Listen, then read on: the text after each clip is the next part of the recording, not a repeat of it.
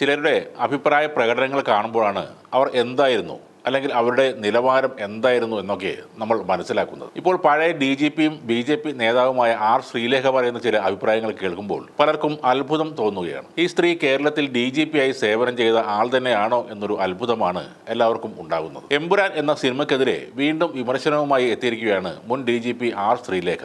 അധോലോക നായകന്മാർ മാത്രമാണ് നല്ലവരെന്നും ബാക്കിയുള്ളവരെല്ലാം മോശമാണെന്നും കാണിക്കുന്ന ഉള്ളടക്കങ്ങളാണ് എമ്പുരാൻ്റെതെന്ന് R ശ്രീലേഖ വീണ്ടും പറയുന്നു. തന്റെ യൂട്യൂബ് ചാനലിലൂടെയാണ് മുൻ DGP എമ്പുരാനെതിരെ രണ്ടാമതും രംഗത്ത് വന്നത്. ലൂസിഫർ ആദ്യം കണ്ടപ്പോൾ എനിക്ക് ഇഷ്ടമായില്ലെന്ന് പറഞ്ഞിരുന്നു. പക്ഷെ പിന്നീട് ബാക്കി എല്ലാവരും സിനിമയെക്കുറിച്ച് നല്ലത് പറയുന്നതായി കേട്ടു. അപ്പോൾ എനിക്ക് തെറ്റുപറ്റിയെന്ന് കരുതി സിനിമ OTTയിൽ വന്നപ്പോൾ വീണ്ടും കണ്ടു. ലൂസിഫറിൽ കുറച്ചൊക്കെ പച്ചയായ രാഷ്ട്രീയം പറയുന്നുണ്ടെന്നും ശ്രീലേഖ പറഞ്ഞു. എന്തുകൊണ്ടാണ് കേരളത്തിലെ ചില രാഷ്ട്രീയ പാർട്ടികൾക്ക് എമ്പുരാൻ ഇഷ്ടപ്പെട്ടതെന്ന് അറിയില്ലെന്ന് ശ്രീലേഖ പറയുന്നു. ഒരുപക്ഷെ ഗുജറാത്ത് കലാപത്തെക്കുറിച്ച് കാണിക്കുന്നത് കൊണ്ടാകാം അത് എന്നും BJPക്ക് എതിരെ ആണെന്നുള്ള ബോധം ഉള്ളതുകൊണ്ടായിരിക്കും അവർക്കൊക്കെ എമ്പുരാൻ ഇഷ്ടപ്പെട്ടതെന്നും ശ്രീലേഖ പറഞ്ഞു. എമ്പുരാൻ രാജ്യത്തെ എല്ലാ രാഷ്ട്രീയ പാർട്ടികൾക്കും എതിരാണെന്നാണ് അവരുടെ അഭിപ്രായം. UDF LDF എന്നീ മുന്നണികളെ പരോക്ഷമായി ഉദ്ധരിച്ചായിരുന്നു ശ്രീലേഖയുടെ ഈ പ്രതികരണം. എമ്പുരാനിലെ പ്രധാന കഥാപാത്രമായ സയ്യിദ് മസൂദ് എങ്ങനെയാണ് പാകിസ്ഥാനിൽ എത്തിയതെന്ന് സിനിമയിൽ പറയുന്നില്ലെന്നും എന്തിനു വേണ്ടിയാണ് സയ്യിദ് മസൂദിനെ ഖുറേഷി രക്ഷിക്കുന്നതെന്നും ശ്രീലേഖ ചോദിക്കുന്നുണ്ട്. മസൂദിനെ ഖുറേഷി രക്ഷിച്ചത്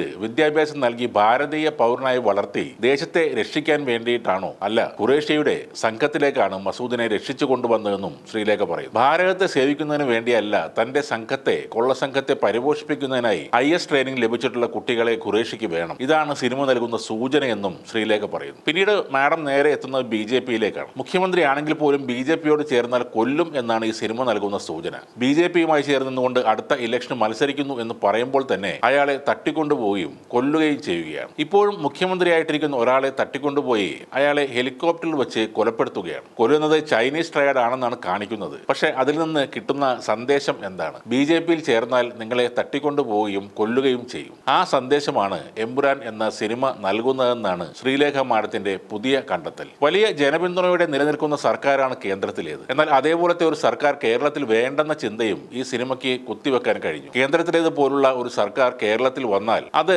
തങ്ങളുടെ അധോലോക ബന്ധങ്ങളെ ബാധിക്കുമെന്ന ധാരണയാണ് ഈ സിനിമയ്ക്ക് പിന്നിൽ പ്രവർത്തിക്കുന്നതെന്നും ശ്രീലേഖ പറഞ്ഞു. എന്തിനേറെ പറയുന്നു, എമ്പുരാൻ എന്ന സിനിമ ജനാധിപത്യത്തെ തന്നെ എതിർക്കുന്ന ഒന്നാണെന്നും ശ്രീലേഖ പറയുകയാണ്. എന്തൊക്കെ സംശയങ്ങളാണ് ഈ DGP മാഡം ചോദിക്കുന്നത്? ഖുറേഷി അബ്രാം സയ്യദ് മസൂദിനെ കയ്യിൽ ചരട് കെട്ടിച്ച് നേരെ ഷാഖയിൽ കൊണ്ടുപോയി ആക്കിയെങ്കിൽ മാഡം ചിലപ്പോൾ എഴുന്നേറ്റ് നിന്ന് കൈയടിച്ചേനെ. കഴിഞ്ഞ തവണ മയക്കുമരുന്ന് കുത്തിവെച്ച് ഗോവർദ്ധനെ ഉറക്കിക്കിടത്തിയ കാര്യം പറഞ്ഞതിന്റെ ക്ഷീണം മാറ്റാൻ വേണ്ടിയാകും ഇത്തവണ മാഡം രാജ്യസ്നേഹം കയറ്റിക്കൊണ്ടുവന്നു. മാഡം DGP ആയിരുന്ന കാലത്ത് എന്തൊക്കെ നിയമലംഘനങ്ങൾ നടന്നിട്ടുണ്ടാകുമെന്നാണ് ഇപ്പോൾ ജനം ചിന്തിക്കുന്നത്. ഇത്രയ്ക്ക് മുരടിച്ച ചിന്താഗതിയുള്ള ആളുകൾ പോലീസിന്റെ തലപ്പത്തിരുന്നാൽ അല്ലെങ്കിൽ ഉത്തരവാദിത്തപ്പെട്ട സ്ഥാനങ്ങളിലിരുന്നാൽ അതൊരിക്കലും ഈ നാടിന് ഗുണകരമാകില്ല. മാത്രവുമല്ല, വിവരക്കൂടുതൽ കാരണം സൈബർ തട്ടിപ്പിന് ഇരയായ വ്യക്തി കൂടിയാണ് R ശ്രീലേഖ. ഇത്തരം തുടർ മണ്ടത്തരങ്ങളുമായി ഇനിയും വന്നാൽ സ്വന്തം പാർട്ടിയിൽ സുരേഷ് ഗോപി അണിഞ്ഞിരിക്കുന്ന ആ കുപ്പായം മാഡത്തിന് കിട്ടാനും സാധ്യത കാണുന്നുണ്ട്.